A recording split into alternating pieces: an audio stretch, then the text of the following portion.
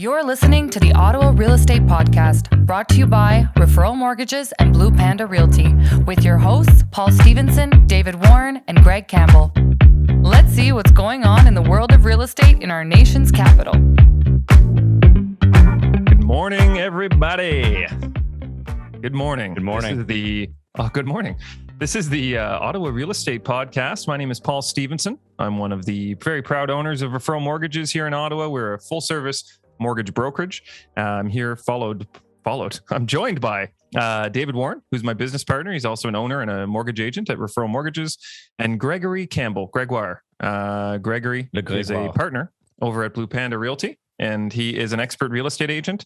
And I just want to give a quick shout out to our show sponsor, show partner, I should say, North Brew Coffee. So if you go to northbrew.ca, put in the code word podcast, you'll get 20% off all your coffee orders, and you can join us on Friday mornings or Tuesday mornings, whenever you listen to the show, with the Java. Nice Java. We'll give you a mug. You can join in. While we're talking about them, they just released today on their 30-year anniversary, they released a body scrub.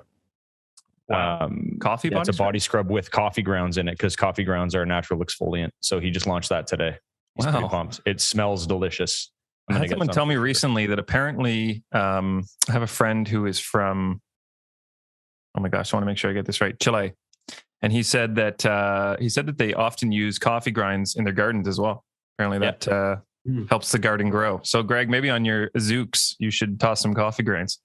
Yeah, Anna didn't do that this year. We talked about it, but did not happen. Did nay happen. Next time. How's the week, David? Start over there. How was your time away? Let's get into that a little bit briefly. Good. It was went to Vancouver for 5 nights. Was nice to get on a plane and go somewhere. I'm somebody who loves to travel and travels regularly, and so this past year and 3 quarters has been a very big change for me. So it was nice to get away there. Vancouver's great, as you know, Greg. But we skipped the heat wave, so it's still beautiful weather, but not too hot. So yeah, really enjoyed our time, and then came back to the mayhem that is my inbox.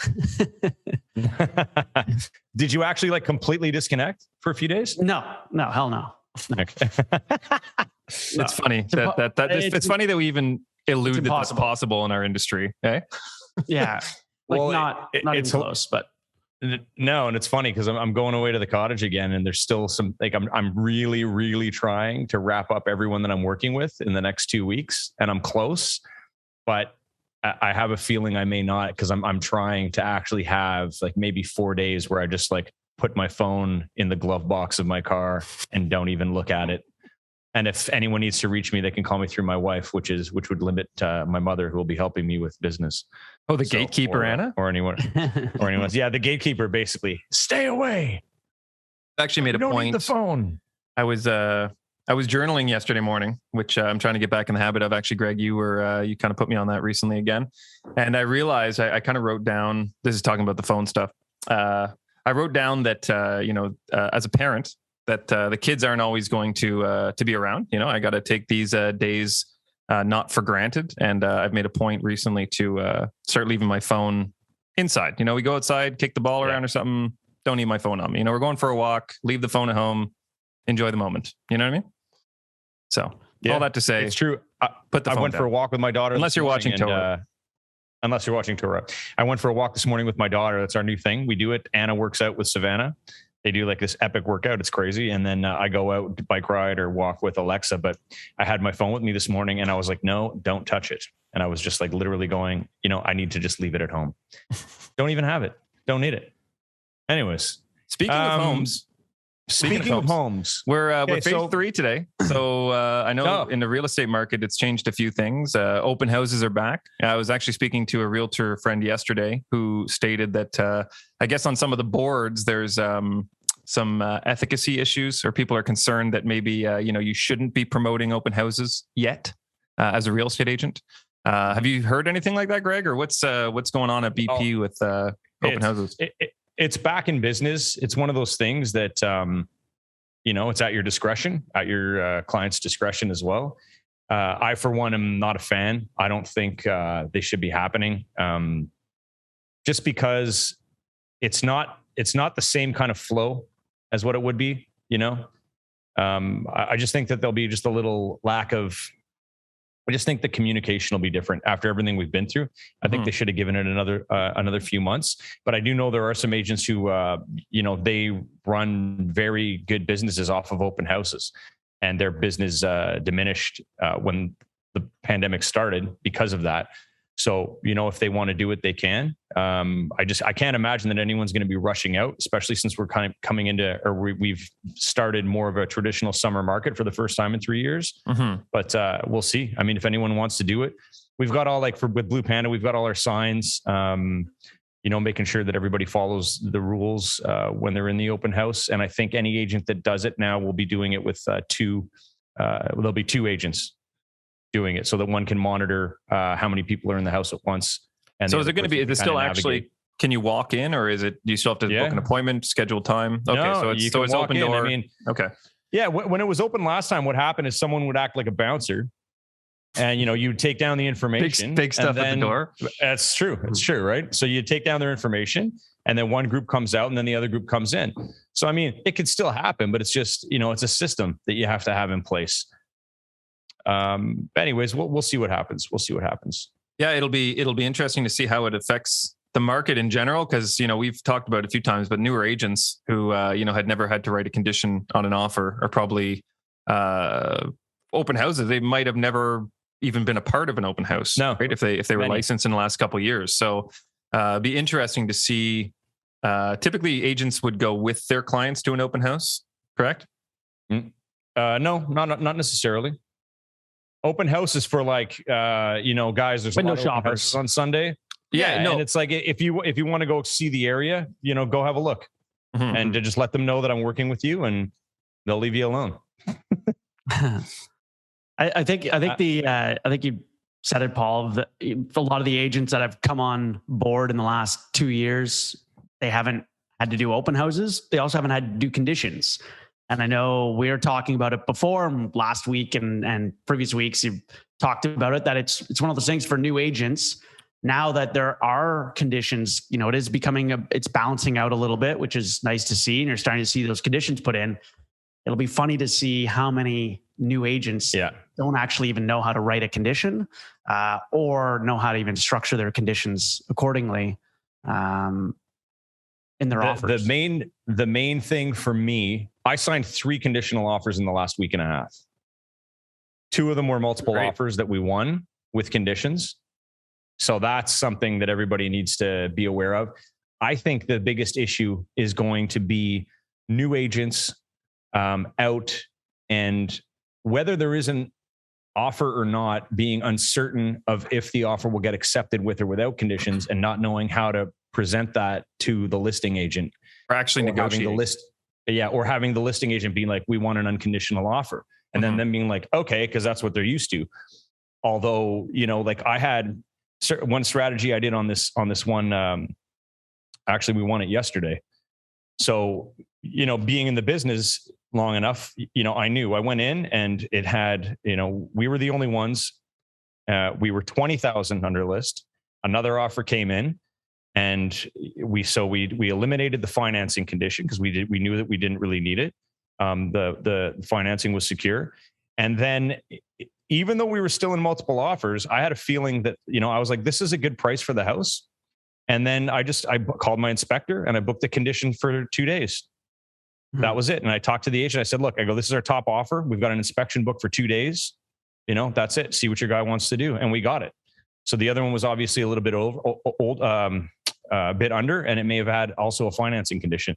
So you just got to know how to navigate it and what to do. And if you're a new agent and you need help and you're unsure, make sure that you have somebody to talk to, so you can be informed when you're in a situation like this, and that you're best representing your client. Because if you're just going in, you don't really need to go all in anymore, unless it's a spectacular home, which we're also seeing right now on some. But Yeah. And it minimizes the agent's risk too, right? Like there's a lot of risk involved, especially in the verbiage used to a client of, that recommendation of going in unconditional. There's a lot of risk involved there as well, right? On the agent side. Yeah. Because it can be, if it's positioned incorrectly or if it's pressed upon, then it's kind of the liabilities on them.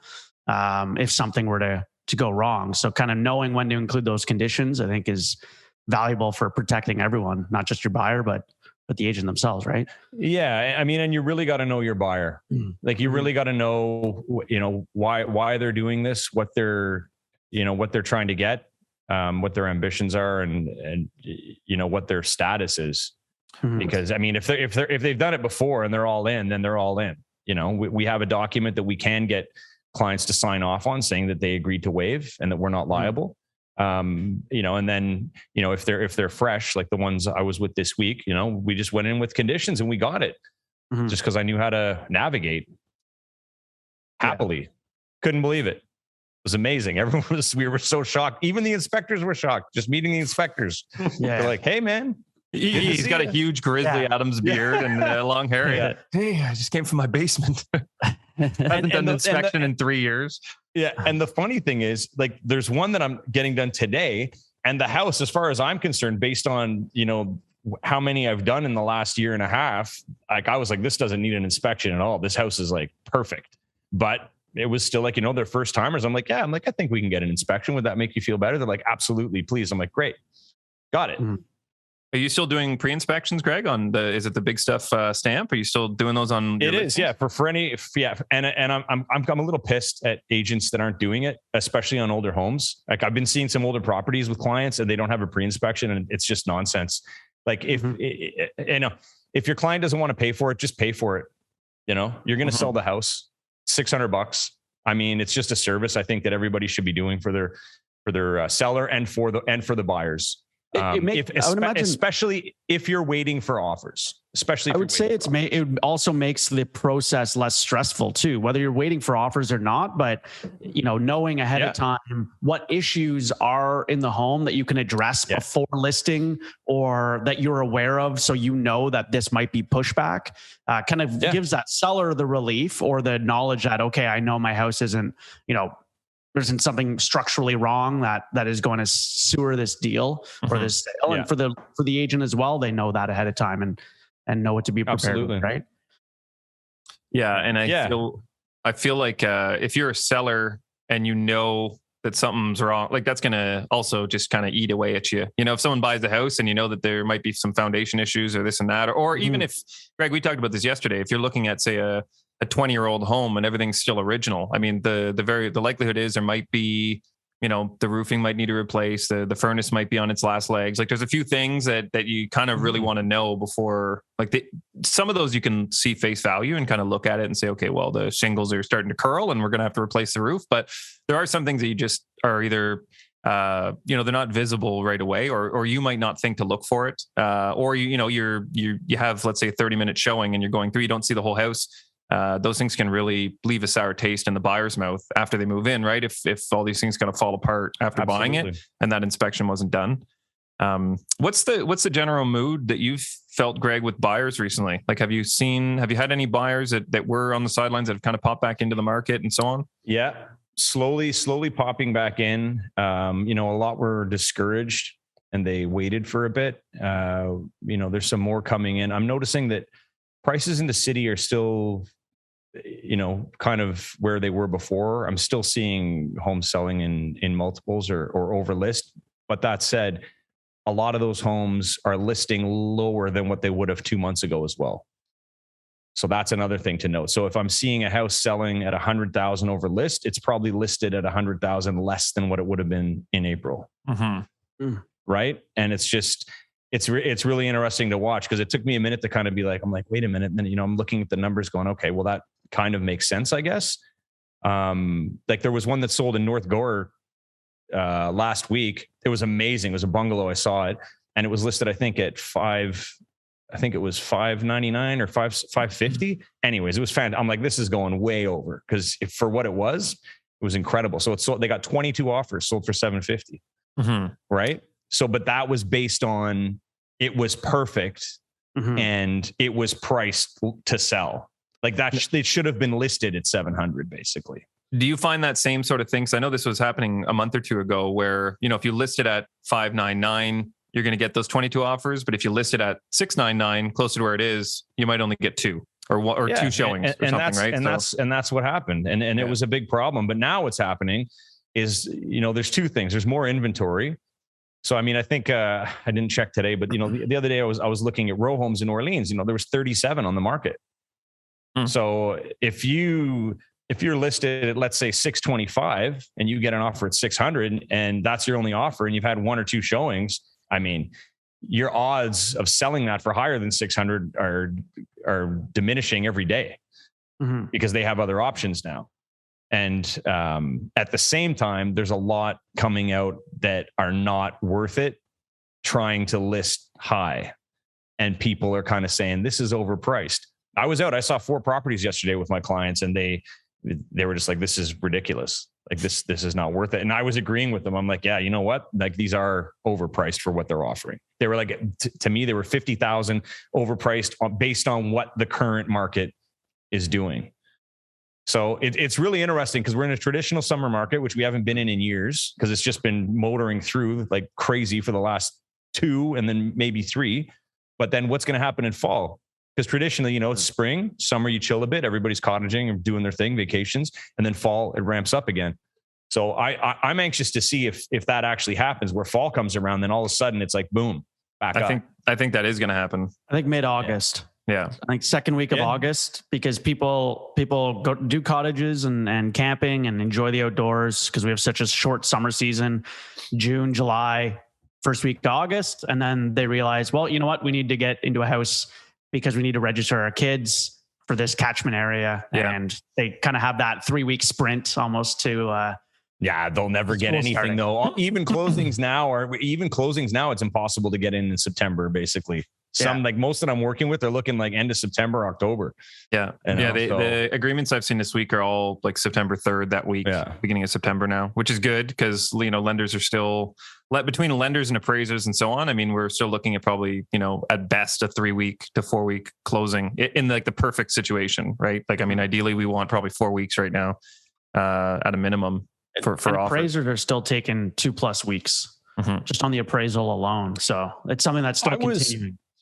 I was impressed the other day from an appraiser. So the bank did a desktop appraisal.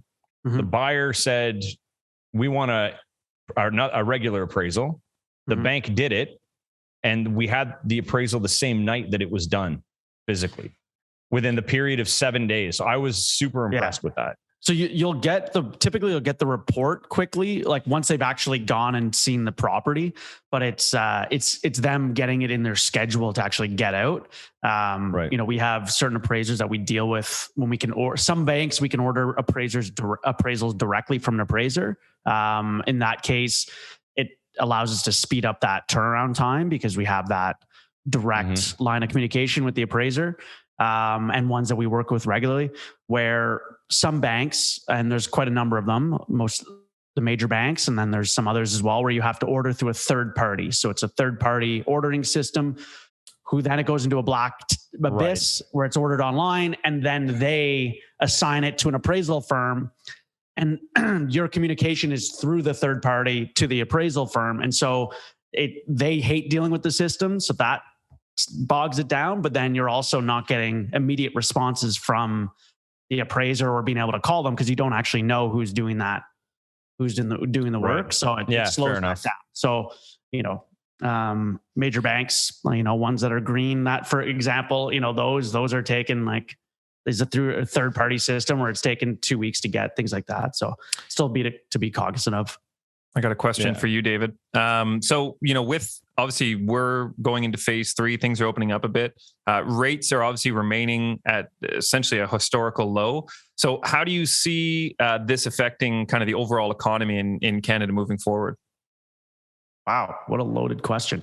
So I know, the bond rates, the fixed rates are tied to Canadian mortgage bond, and that has been ticking up a little bit, which affects fixed rates.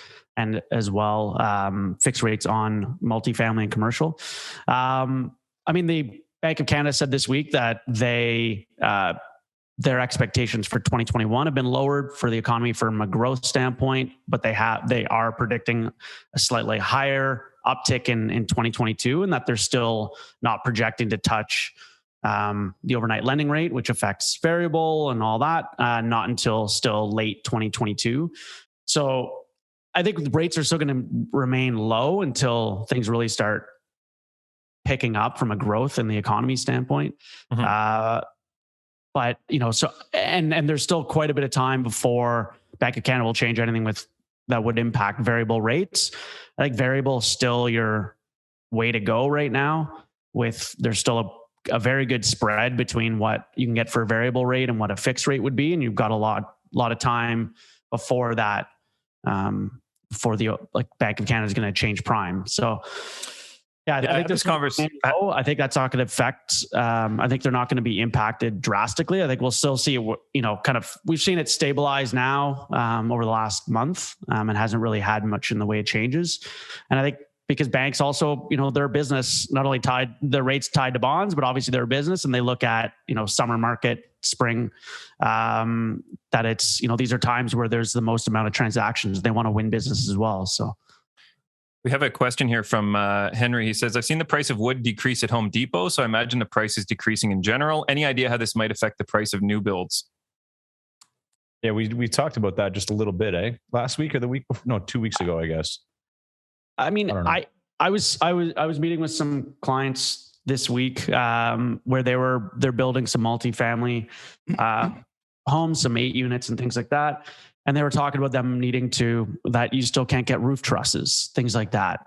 They're having to purchase the material now and the lumber packages now for where they're likely not going to break ground until October. And even at that, they're not sure when they would when those supplies would come in. I think even with the price of lumber starting to come down, it is now traded. It is a commodity that's traded on the futures exchange. And so those prices have been coming down, but I don't know that it'll directly affect new homes, because new home pricing is also based on what the area is getting for, from a valuation standpoint. They're not going to sell, even if it costs them $500,000 to build the home, or it costs them $250. But if places are being sold in an area for $700, they're sure as hell not going to sell for $550 or $500. Well, and they took a haircut, as we talked about with Irina, a few weeks ago. They've taken a haircut in the last 6 months to 12 months because they've already committed to certain prices over the last couple of years. Say someone bought in 2019 before the pandemic even hit at a set price, closing in 2021. Well, now the price of that material is probably surpassing the actual cost of the home. So some builders are probably actually running in a deficit. So moving forward, as you said, Dave, I think that's just going to help them kind of get that spread back where they can actually be profitable again, and continue to kind of keep the pedal down on new builds and so on. It's very, very interesting. And you kind of, we all, you don't want things to be too jacked up as far as margins are concerned, but I mean, we also need builders. You can't have them not having a margin or a spread on their product, because otherwise they're not going to be able to continue to build these neighborhoods. If you get a Tamarack or a Claridge or a Minto to stop, because margins are too thin and they go underwater, well, you need somebody else to then pick up the slack. Otherwise, prices across the whole industry are going to increase because there's a major builder out of commission. Greg, have you been dealing with any builders lately, and have you seen a shift? I know you mentioned that they're more interested in working with you now. Are you still seeing kind of that auction style, or what's the current? That's all I'm seeing. I haven't really had any close communication with builders inquiring about their prices or what they're going through, but maybe I should. Maybe I should. I wanted to loop around back to Dave's comment about the rates too, because I had this conversation with a client yesterday. We were debating which way he should go as far as fixed versus variable. And one thing I would say to Dave's point is that in the past 2 years, we've actually seen at times where fixed rates have actually been lower than variable rates, which is, historically has, I don't think ever happened or very rarely happens. Typically the variable rate is fairly, at least 0.5% or 0.75% lower than the fixed rate, which kind of gives you that perceived rate risk that you're taking the risk of taking variable because it could fluctuate. And for that, you're kind of getting some interest savings up front, but it may increase to the point where you no longer get that. But some very important things to know about variable rates in case, our listeners aren't aware of this. Standard people think, oh, well, I need a 5-year fixed rate is kind of the mindset, right, of most buyers. And I think that has been in the past the most common product taken. But when you do have a variable rate, the rate itself it can fluctuate over time. But you can also at any point in your 5-year term or whatever your term is, you can actually convert it from a variable rate to a fixed rate. So the variable rate product is extremely flexible. One of the main advantages of having a fixed rate is that you can actually port or transfer that mortgage from one property to another. And if you're in a variable rate and you're going to move, instead of paying that penalty, you can essentially convert it to a fixed rate and then port it to another property. So there's lots of there's lots of flexibility with that product. And the interest savings, even if it's 0.5% over 5 years, I mean, on a $400,000 or $500,000 purchase, you're talking like thousands of dollars in interest savings. It's not hundreds. It's like, in the probably $5,000 to $8,000 range, which is, do you really want to give up $8,000 for that small peace of mind that rates may increase by, essentially it has to go up a full % for you to break even. I have a question for you. I was looking at rates. I had a rate sheet that I saw the other day, and I've never really thought about this, but I noticed there was like a 10-year fixed at 2.75. Mm-hmm. And I was like, that sounds something that would be amazing. But my question to you is, on a 10-year fixed, I imagine that there's a massive penalty to breaking that. Yeah. Correct? In the first 5 years, it's the IRD penalties, so interest rate differential. So the same way that any fixed rate mortgages are the penalty is calculated based on an IRD or interest rate differential. So a 10-year fix, the first 5 years that the IRD kicks in. Beyond that, 5 years to the 10 years, it's a 3 months interest penalty if you were to break. That's it. So it does, okay. Yeah. Like once you're beyond that 5 years, but something to be aware of with and to be cautious of with a 10 years, do the math of what would you be locking in if you were taking fixed? What would you be locking in on a 5-year fixed at right now? And what that difference would be between the 5 and the 10 year. Yeah. Because that first 5 years, you're going to be, if your rate, let's say, is locking in at, 2%, 204 versus a 275. Well, you've got 5 years that you're paying 0.75% more. And you would then need when you go to renew, you would need rates to be likely in the high 3s to even low 4s. Break even. To be a break even, as opposed to taking 275 the entire time, okay. Right? Because in the beginning, your mortgage is never going to be higher than it is the first day that you close on that property or the first day that you refinance that property. And so the lower your rate is in the beginning, the more you're going to save on interest, the more principal you're going to be paying down, and the less your payments are going to be. So you're going to have that 5-year run up, and then when you go to renew, you've paid off that much, of the mortgage and saved that much already that, even renewing at 275, you've still saved. So you actually need to be renewing at a substantially higher rate because you've already paid down the mortgage drastically in your new calculations based on that lower loan amount. And we've talked about it many times about how, the average, maybe you haven't talked about on this show, but the average mortgage, I feel like I tell clients this all the time, but the average mortgage in Canada statistically is only about 36 months. So, if you're taking a 10-year term, the likelihood is at some point in that 10 years, you're going to have to refinance, or you're moving, or there's going to be something that comes up where you're going to have to restructure that mortgage in some way. And then you're definitely going to be subject to that IRD penalty, right? Or the 3 months. That's why I brought it up, because I was kind of surprised. I mean, like, I've seen a 7-year. I know when I saw 10, I'm like, really? I'm like, I don't think I've ever seen that before. I was like, wow, that's a commitment. I've had 2 people in 8 years want a 10-year. And it was simply, they were low rates considerably for 10-year, but it was just more that they knew they weren't going to be moving ever from that home. And they just wanted the, as Paul put it perfectly earlier, the peace of mind to just not have to think about renewing, and that this would be their payments, and that's it. And not think about it. And so it worked for them, but I know others, and I have a couple of friends that actually did that, and they kicked themselves shortly after for doing it. But Yeah. So Hanif has a question. I'll just read it out. I can kind of touch on it. He says, can you explain why mortgage companies don't recommend to amortize at less years and recommend at 25? So 25, like when we're trying to qualify you or get you approved for your mortgage or refinance or renewal or what have you, the 25 years is basically what your debt ratios and so on are calculated over that 25 years, because that's how they figure out what the actual monthly payment is going to be.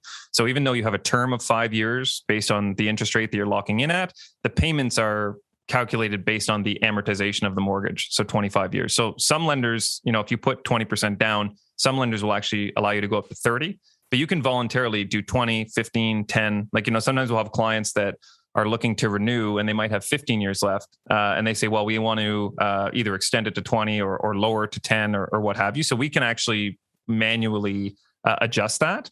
But I would suggest, for anyone who is considering that, if you're thinking of going to say a 20-year term, I would still recommend typically to set it at 25 and then voluntarily increase your payments after the fact. Because if you set it at 20 years, your payments are fixed at that. So, if you have job loss or something happens and you have to lower your payments, you have no option to do that.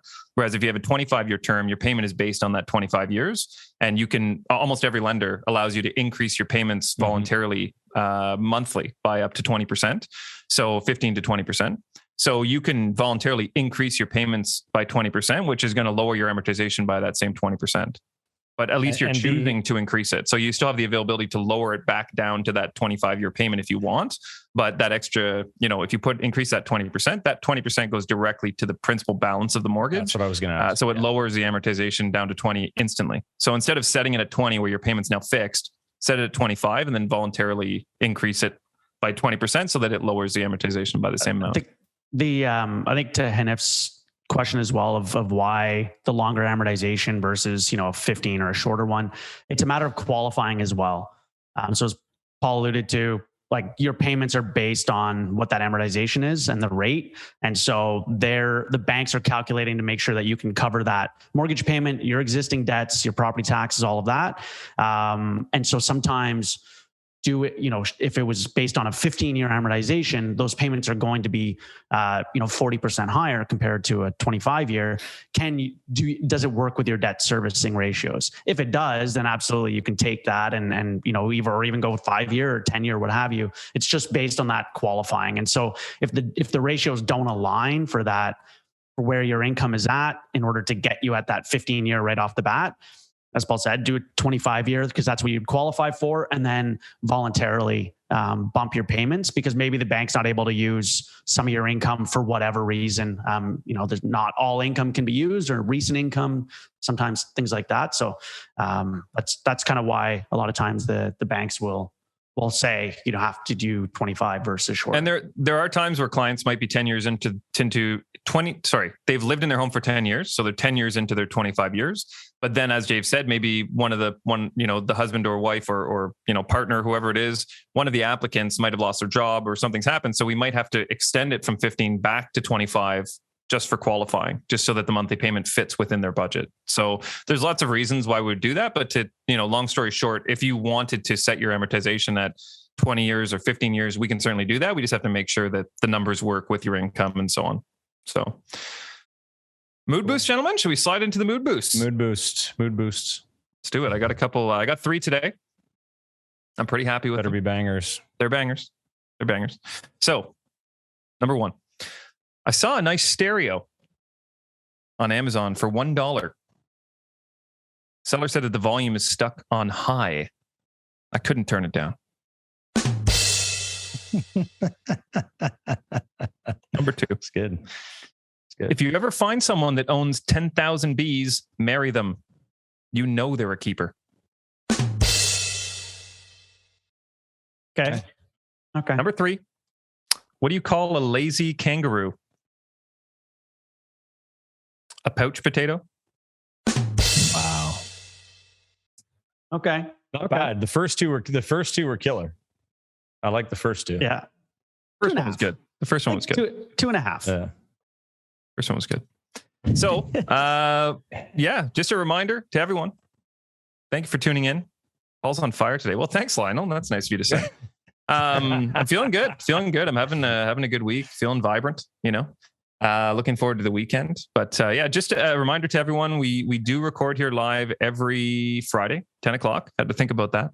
And then we release the episodes edited, polished. Stephen does his magic on the back end, and we release them Tuesday mornings at 10 a.m.